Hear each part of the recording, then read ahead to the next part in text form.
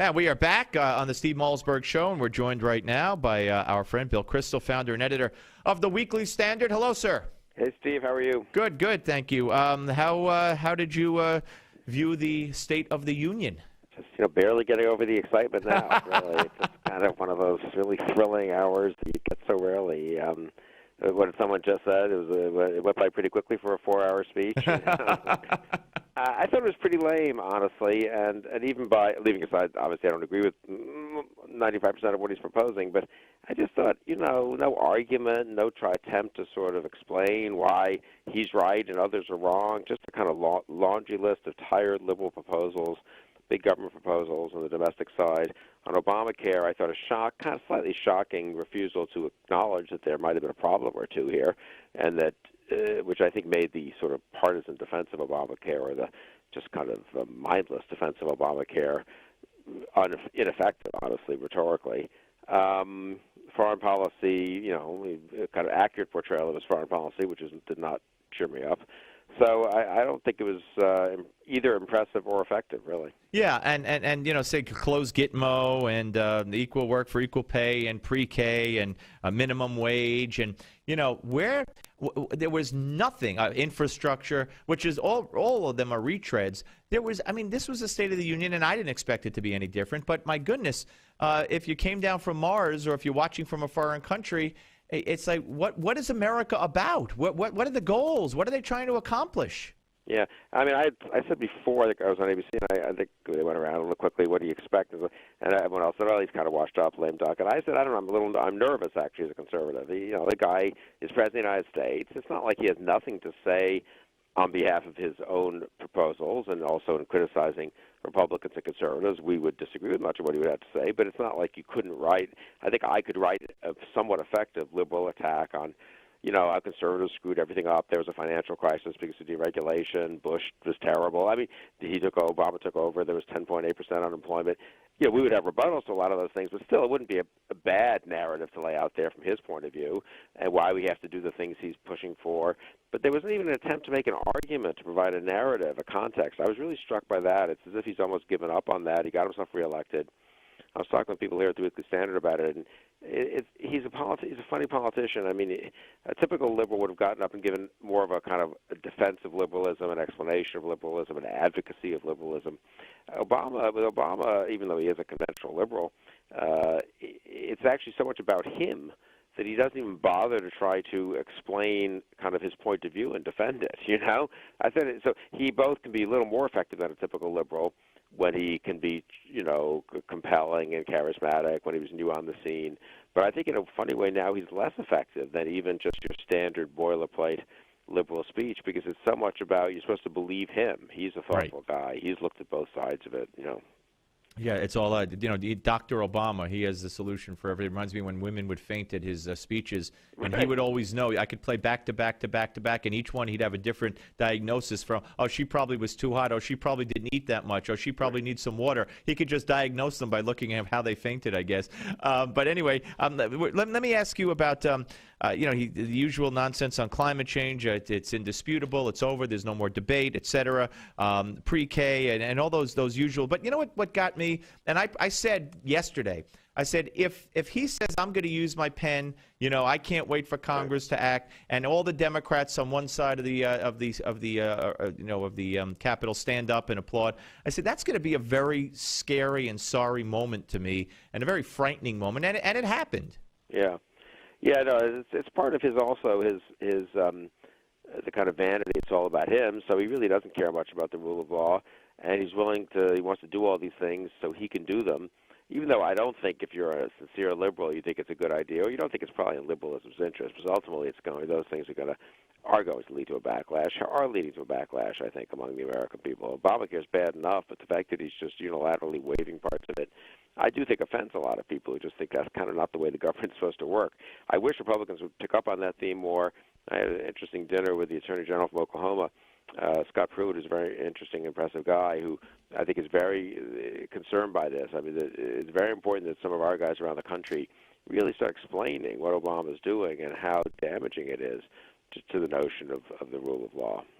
We're talking to Bill Kristol, the founder and editor of the Weekly Standard here on the Steve Malzberg Show. Just want you to listen to a little bit about what he said about health care. And since the most important investment many families make is their home, send me legislation that protects taxpayers from footing the bill for a housing crisis ever again and keeps the dream of home ownership alive for future generations.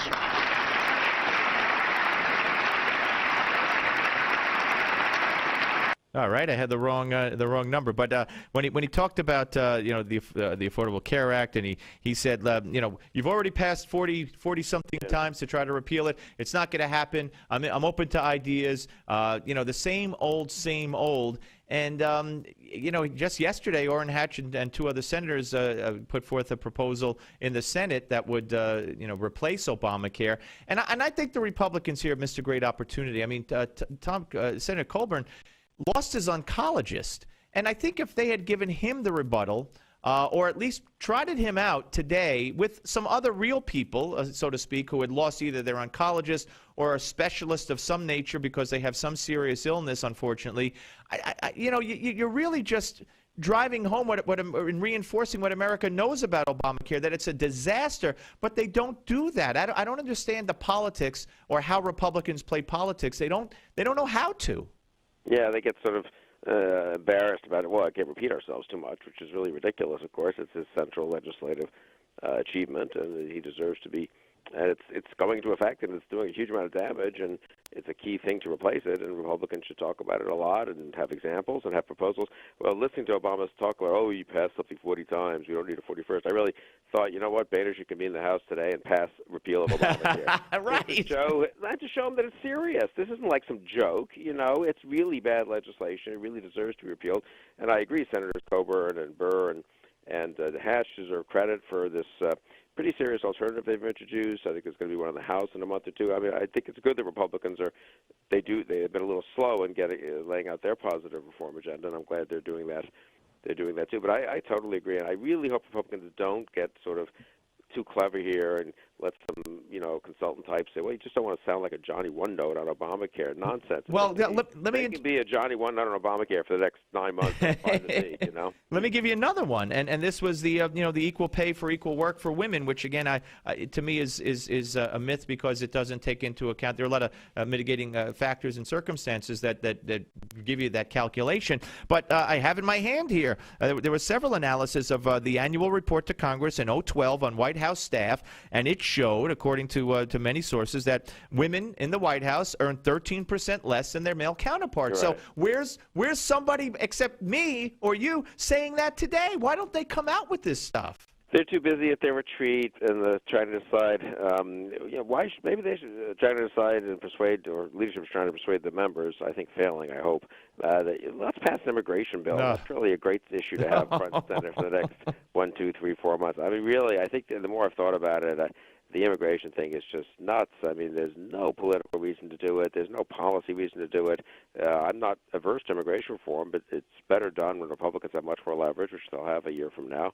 And this Senate bill is a disaster, but anything the Republican House passes would have to go to conference with that bill. So I really hope they put that to bed. But they're so defensive. They read the media. The media says, "Ooh, it's time to do immigration." Well, they got to stop. And let me play you this cut. This is Reince Priebus 2 days ago with Chuck Todd talking about the Huckabee thing. Now, I think I heard you weigh in on the Huckabee thing, but I was outraged when I heard this from the chairman of the RNC. Here it is. It sounded to me like a rebuke, so I ask you, were you offering a mild rebuke of Governor Huckabee's choice of words? Sure. I mean, yes, I was. But and the reason is that, you have to accept the political world we live in the sense that you cannot offer up words like libido, wherever that came from. You don't offer up these sorts of, lobs and set up passes and serves that allow the Democrats to spike the ball. I mean, it's not where our party stands. It really isn't even what Mike Huckabee meant to say. I mean, no, it is what Mike Huckabee meant to say. He didn't say he believed it. He said that's what the Democrats believe. If this is the philosophy they're going to run in 2016 on against a woman, I mean, don't even run a candidate. Yeah, I mean, look, I mean, Huckabee, if you got him privately, would say maybe he should have chosen a different word to make it for. It was a perfectly commonsensical point. It's a slightly weird word to a lot of people's ears. But, it's, of course, a word that Freud introduced into, or the translators of Freud, I guess, introduced into the American language. It's been around quite a long time. And Reince Priebus, who I rather like, and I think is, in a certain way, trying to do a decent job as RNC chairman, you're right, they're so skittish, they're so terrified of the word women. They should have made a joke. Are you kidding? What, we're going to have, spend time on national television talking about a word that Mike Huckabee used that the word doesn't offend anyone. It's not a curse word. It's not a derogatory term. It's a term that was used in psychoanalysis for 50 years. Right. Now it's used a little less often. I mean, it's a Latin, comes from the Latin word. I mean, it's just, I agree. There's a kind of childish timidity on the part of a lot of Republicans, especially on the women issue, but also on some others. And the media, they've got to stop being petrified by the media. There are times when you have to look at public opinion and say, gee, I don't think a conservative on this issue, we just should probably low-key the conservative message, because honestly, it's just not where the country is now, and there's no point, at some point, hitting your head against the wall. And I accept politics in that respect. And there are times you don't change your views, but you probably don't lead with stuff that's the toughest thing to sell. Right. But that's different from just being in kind of curling up into fetal position every time the media finds some phony excuse to scream and yell. Right, because they're always going to find an excuse because they're from the other side. Let's be real. Except people, of course, like you at the Great Weekly Standard, Bill, and we always appreciate talking to you. Thank you very much. Hey, thanks a lot. Good talking to you. Take care. Bill Kristol, ladies and gentlemen, founder and editor of the Weekly Standard. I still can't get over that. I went home last night after we played the previous cut, and I said, what on earth are they doing? How could you say Huckabee we shouldn't say that, libido? What he said was, that's what Democrats think of women. And he gave an example. And then he said, that's obscene and absurd, and women I know are not like that. So what was wrong in what he said? Because the media didn't like it, and we're afraid of the media. Well, I'm telling you, then don't run a candidate against Hillary. Let's have a coronation. Kristol, childish timidity, and we have to stop. The Republicans have to stop being petrified by the media. I couldn't agree more. All right, Michael Grimm, congressman from Brooklyn and Staten Island in New York, Republican, whose campaign is under apparently federal investigation. He had a run-in with a reporter after the interview last night. You may have heard about it or seen it. We'll bring it to you, and we'll tell you about his apology, and we'll tell you about my little run-in with Michael Grimm several years ago. Steve Malzberg on the Steve Malzberg Show, Newsmax TV and radio. The Steve Malzberg